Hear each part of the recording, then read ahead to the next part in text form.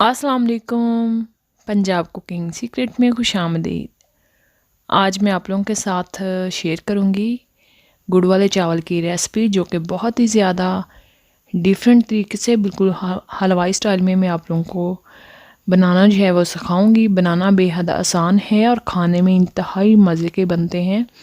सर्दियां हैं, गुड़ वाले चावल ना बनाएं, गुड़ वाले चावल ना खाएं तो सर्दी का मज़ा जो है वो दोबारा नहीं होता। तो इस तरह के मज़ेदार से खिले खिले गुड़ वाले चावल अगर आप लोग भी बनाना चाहते हैं, सीखना चाहते हैं, तो आप लोगों ने वीडियो को पूरा एंड तक वॉच करना है, स्टेप बाय स्टेप फॉलो करना है। अगर आप भी बिल्कुल हवाई स्टाइल में ऐसे कौन सी सीक्रेट चीज़ें हैं वो करते हैं जिनसे उनके चावल नरम मुलायम बनते हैं, खिले खिले बनते हैं, सॉफ्ट बनते हैं, एक एक दाना जो है वो अलग बनता है। तो चलें फिर रेसिपी की तरफ चलते हैं। इस तरह के मज़ेदार से चावल बनाने के लिए बिस्मिल्लाह करते हैं कि ये मज़ेदार से चावल गुड़ वाले कैसे बनेंगे।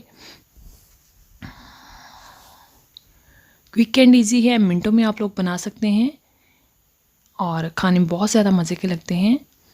तो इसके लिए मुझे चाहिए बिस्मिल्लाहिर्रहमानिर्रहीम आधा किलो चावल हैं, जिसे मैंने अच्छे से धो के साफ़ कर लिया है। मैं बर्तन से नाप लेती हूँ। अगर आप लोग भी इस तरह से बर्तन से नाप लेंगे तो बहुत आसानी रहती है उसका मीठा नापने में और पानी वगैरह नापने में। गर्म पानी डाल के मैंने इसे भगो के रख दिया है।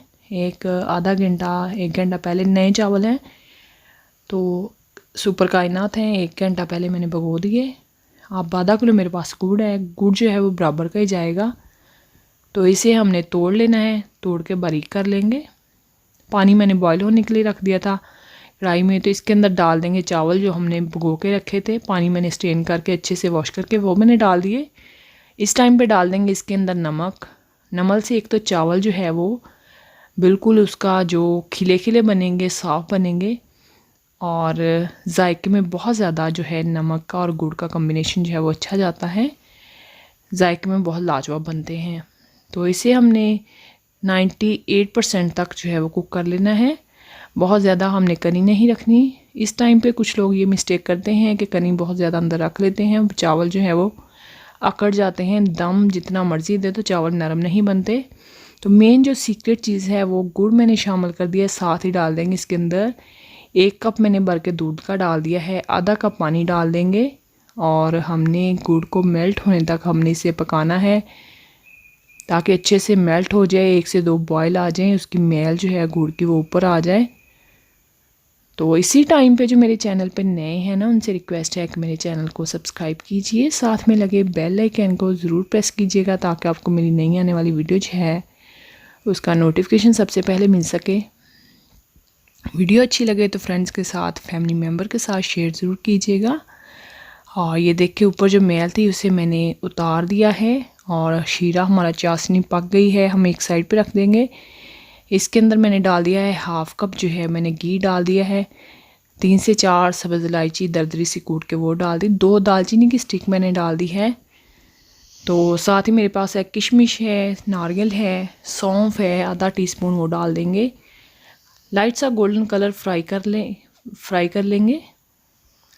तो अब इसके अंदर डाल देंगे शीरा जिसे मैंने अच्छे से छान लिया था, वो शामिल कर देंगे। अब हमने इसे इतना पकाना है कि बिल्कुल जो है वो थिक हो जाए। कोई 1-2 तार का शीरा हमने नहीं बनाना।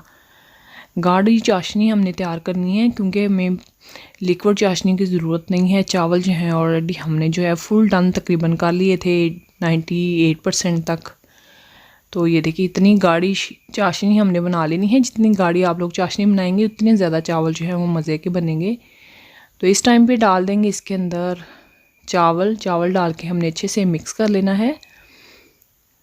तो ये देखें बिल्कुल भी जो है बहुत ज़्यादा पानी, बहुत ज़्यादा शीरा जो है चावलों के अंदर नहीं है।